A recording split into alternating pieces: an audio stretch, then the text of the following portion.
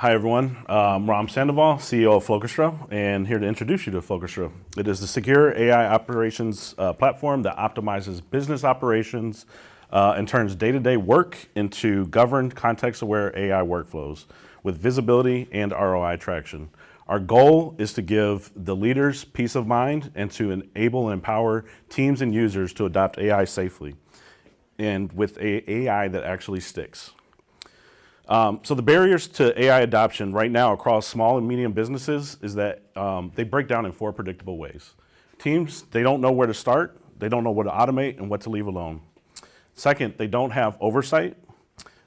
Leadership cannot easily tell who's using AI on what and with what data. Third, execution gets messy. Teams use disconnected tools and AI inconsistently, which creates confusion and risk. Fourth, leaders can't measure anything, what it's costing, what it's saving, and whether or not it's actually improving the business. So the result is usually the same. AI experiments that don't scale and nobody feels confident about what's really going on. So leaders are stuck between risky chaos, which looks like this. It's clear that employees are trying to move fast. They're working across dozens disconnected apps, whether it's HubSpot, Salesforce, ServiceNow, QuickBooks, and now they're layering AI on top of that. ChatGPT, Grammarly, Gemini, and more. And this is what we call shadow AI.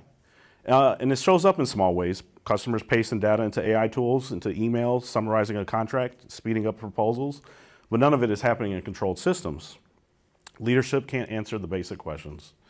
What data touched AI? Where did it go? Who approved it? And what happened next?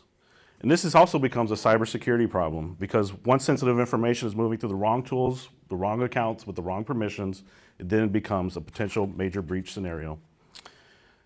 The other extreme is blocking AI entirely. Productivity slows, employees grow frustrated, and innovation stops. And this is how companies lose, not in quick, dramatic fashion, but slowly over time. Blocking AI is like the blockbuster story. The world changes, and instead of adapting responsibly, the business freezes and competition passes them. So neither extreme works. And that's why we built Flowchestra. It's secure by default, and it provides guardrails and visibility into what's going on. It's guided for adoption, so teams use AI inside of real workflows instead of random experiments. And it's measurable for leaders, so you can track value and ROI over time. It turns AI from risky side projects into something operational, something you can actually run the business on. AI needs guardrails and not handcuffs, and that's what Flowchestra is here for. This is what it looks like inside of Flowchestra when things are working. Teams can use AI tools in approved ways with the right context and the right boundaries. Sensitive information stays protected, and the right people approve the right steps when needed, and leadership can see what's happening without slowing teams down. Teams move faster, leaders can finally feel confident that AI adoption isn't creating hidden risk. And this is how Flowchestra works. We onboard quickly to understand roles, processes, and compliance requirements. We connect your tools that the team already uses. We identify opportunities to improve and automate day-to-day work. And we turn those into governed workflows with oversight, visibility, and measured outcomes. Over time, the system gets smarter because it's learning how the business operates. It's not just generating answers. The key difference is the guardrails are built in and not bolted on later. We control who can use AI and for what information AI is allowed to touch, and how outputs get reviewed and approved when needed. This is hard to retrofit once everybody is already using AI in scattered ways, and we built it from the foundation. So why now is simple. AI adoption is already here, and the risk is already here, and businesses are looking for ways to adopt AI without gambling security, compliance, or customer trust. Flowchestra is built for that moment. We start with IT providers and consultants, and especially those serving financial services where trust and compliance matters. AI works best when the business works first. If you don't understand how the business actually works, automation and AI won't stick and you can't prove ROI. We've built this from experience in real consulting and high trust environments, and now we're actually productizing it. We've seen the shift from IT managed services to security managed services. We've seen the shift from the cloud. We've now see the major shift happening with AI. We've built it into a product. And this is the rest of the Flowchestra team, Henry Steele and Matt Fitzgerald. And on that, I just want to share a little bit of recent traction. We have recently secured 5 design partners, 3 of them in IT managed services, 2 in financial services organizations. We are also recently accepted to the Tampa Bay Cyber X Wave Accelerator. And we're in early discussions with a large PE firm that backs over 130 IPs. My ask is to be put in touch with students or anyone between roles looking to join a rapidly scaling startup, and particularly even in marketing, sales, SEO, engineering, as well as put in touch with angel investors. Thank you.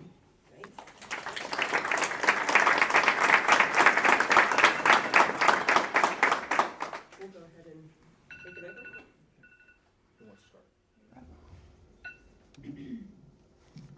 Is it Rom? Uh-oh. Rom. Rom, okay. I didn't think I wrote that down. Good presentation, interesting use of the playground anecdote. I got the point across for sure. So your sales distribution channel, are you going direct to businesses or are you going through IT consultants? Just how are you selling the product? Primarily direct to MSPs, actually, so I shouldn't say direct. MSP is the channel. Okay. However, we are doing design partnership and piloting with financial services organizations directly. So it's both B2B to B as well as direct business to business? Correct. Okay. Correct. Okay. Yeah, but primarily we're highly focused in the managed services space. Okay. That they have they're uniquely positioned to offer AI implementations and consultations. However, they're not really well equipped to actually understand the businesses very well. Mm-hmm. So we tend to help with both. So 2 things I'd love to see. And again, your 6-minute pitch is just to get interest. It's to create, another 30-minute or 60-minute. But I'd really want to understand your differentiation and your traction. So on the differentiation, you have the largest providers out there doing Super Bowl commercials. Maybe not Super Bowl, but you have IBM basically saying that they orchestrate the data. So you're competing against some behemoths. So I'd want to know what your differentiation is against those. And then I think to finish off your pitch here is what is your traction so far? Are you pre-revenue? Are you generating revenue? How many clients do you have? How many users do you have? Yeah, I would consider us pre-revenue because we have some individuals that are paying individuals, decision makers at companies, but we're still sub 1,000 MRR. However, probably by the end of this month, we'll actually have paying business clients as well. So kind of right in the middle. Okay. Traction, whatever traction you have, I would include it in your deck. Okay.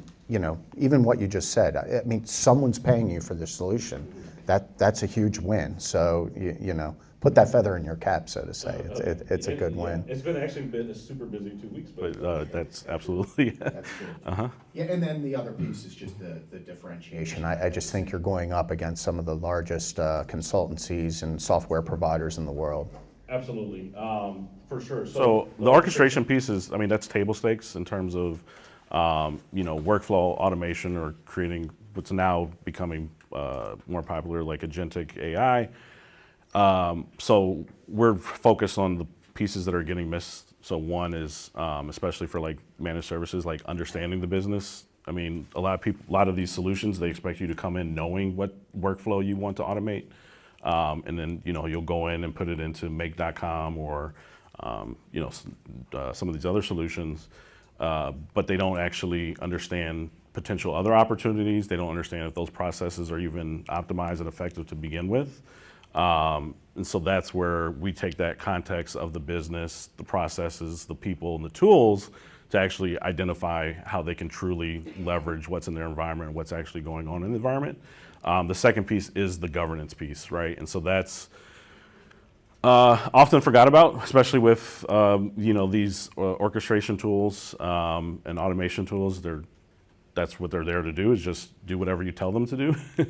But they're not thinking about the permissions. They're not thinking about data leakage. They're not thinking about the visibility and the output. The output is just as important. So you might implement one of these solutions day one, 99% accuracy. Over time, it may decay to 90%. If you're not tracking those things, if you're not tracking the output and the consistency, that becomes a problem. And that's something that really a lot of folks are not thinking about.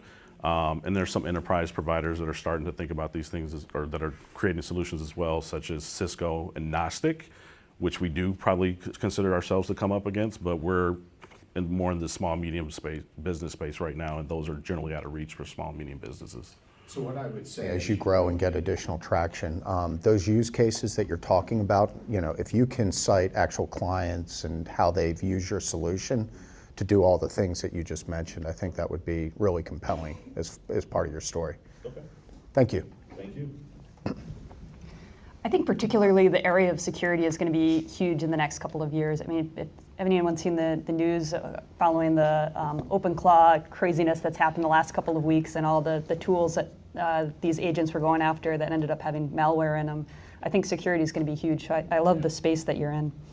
I'm curious, when your team was going about creating this company, can you talk me through why y'all decided to be a software company, potentially going through VC route versus it seems like there would be a lucrative business that would be in the services business itself. How did you make that call? I mean, I've been in the consulting space or MSP space for 18 years. And yes, it's great, to your point. There's a lot of opportunity to provide the services to implement with existing tools. What we saw early on, I was the CISO as well as vCISO for several clients, Chief Information Security Officer. But what we saw was that AI is here. Everyone's looking to adopt it. And we basically, I guess kind of a noble cause in the beginning was that we thought small, medium businesses would get wiped out if they don't adapt and take advantage of the technology that's generally more accessible to all, as previously it was more machine learning and more enterprise and things like that. And we started creating these solutions internally. We created roadmaps, we created training and implementation, we started tracking ROI and things like that, but it was still felt like we were just doing one-off solutions over and over, even what we were doing for our clients. And even when we would do a business impact analysis, it would be like day one, and then day 30 or day 60, they would say, well, it seems like the accuracy is not as good, right? So we kind of went through the prototype process. And I think that it can be packaged into, we obviously think it can be packaged into software, and that's what we've started to do and continue to encroach upon. And so, one more quick question for you.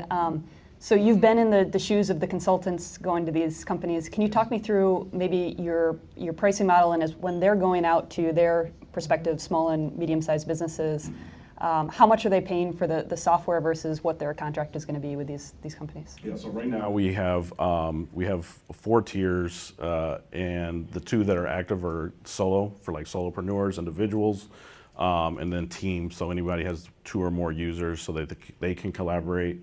And it's kind of based off of token estimation. So you can buy additional tokens. Obviously, we're trying to make it as predictable as possible. We're starting to collect that data so that it's very predictable. The other 2 tiers are company and enterprise, and that's where you'll start to see some of the more data governance, DLP, deeper level of secure controls.